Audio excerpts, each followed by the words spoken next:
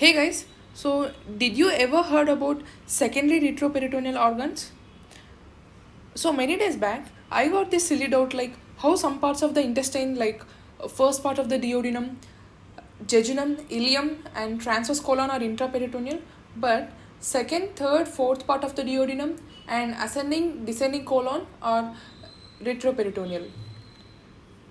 So I got stuck for a while.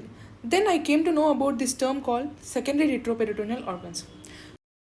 So the structures in the abdomen can lie in one of these locations in relation to the peritoneum. So it can be either of intraperitoneal location or extraperitoneal. These extraperitoneal organs can be further subdivided into retroperitoneal in location or subperitoneal in location. These subperitoneal organs nothing but the pelvic organs and their vasculature and nerves. So coming to retroperitoneal organs. The retroperitoneal organs can be discussed under secondary retroperitoneal organs and primary retroperitoneal organs. The word primary nothing but they were originally retroperitoneal in location, nothing but posterior to the parietal peritoneum, and will be retroperitoneal in location even after the development. These secondary retroperitoneal organs means they were originally intraperitoneal in location, I mean suspended by the mesentery into the peritoneal cavity. But during the embryological development, they were displaced backwards towards the posterior abdominal wall. These three locations, intraperitoneal, secondary retroperitoneal, and primary retroperitoneal, are important because they have different characteristics regarding accessibility, visibility, and mobility. For instance, if a surgeon opens the peritoneal cavity, he or she can directly access intraperitoneal organs, whereas the retroperitoneal structures are not even visible and reaching them requires cutting through the back wall of the parietal peritoneum. But the secondary retroperitoneal organs are visible, but they are not mobile, and we need to detect some fascias to separate it from parietal peritoneum. Also, these locations form compartments that prevent the spread of fluids to the other locations. So, before going in depth, I just want to highlight these lines from an article. Dessler and Anson, in describing during describing the renal fascia for ectopic or normally placed kidney, they suggested the stratification of the abdominal fascia into three layers. One for the ventrally placed digestive tube and its vessels and nerves, an intermediate layer for the kidneys, adrenals, ureters, and their associated vessels and nerves, together with the aorta and vena cava. This is nothing but the retroperitoneal mesenchyme, and a dorsal layer for the abdominal musculature with its nerve and blood supply. Nothing but a transversalis fascia. Let me tell about how this ascending, descending colon and pancreas and duodenum become secondary retroperitoneal. So in brief, the pancreas develops during the 4th to 7th weeks of fetal life. At first, the pancreas is divided into two parts of the ventral and dorsal annulus. The ventral annulus of the pancreas moves around the duodenum until it comes in contact with the dorsal bud. So, and now this entire thing is displaced towards right posteriorly.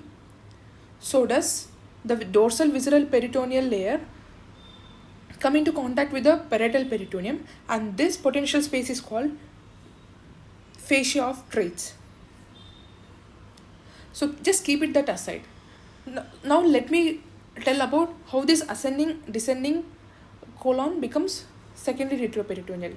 So when you look at this image, the mesocolon of the ascending colon is displaced posteriorly towards the posterior abdominal wall. So now side of the visceral layer of the mesocolon, which is adjacent to the parietal peritoneum, comes in great contact with the parietal peritoneum, and here the fusion fascia forms, named as fusion fascia of Tolt.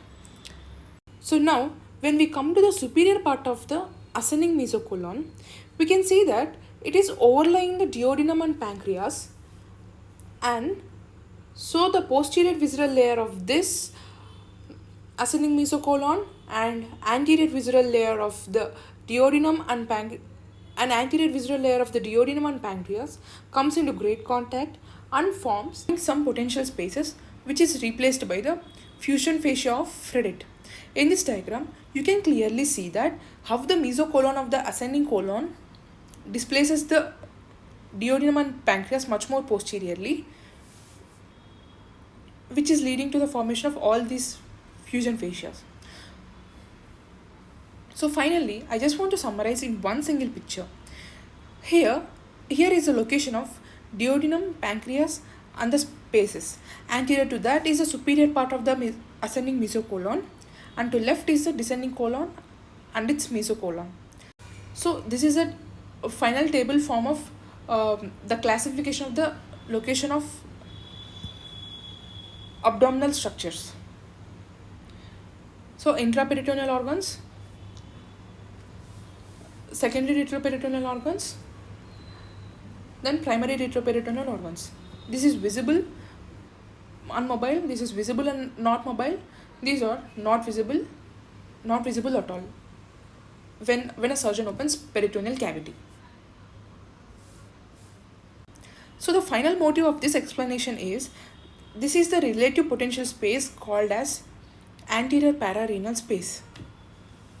This anterior pararenal space contains pancreas, duodenum, ascending and descending colon. Why I am stressing so much about this space? Because it has great radiological importance. This is an axial CT section of abdomen at the level of pancreas. Here we can notice this fluid tracking along anterior pararenal space.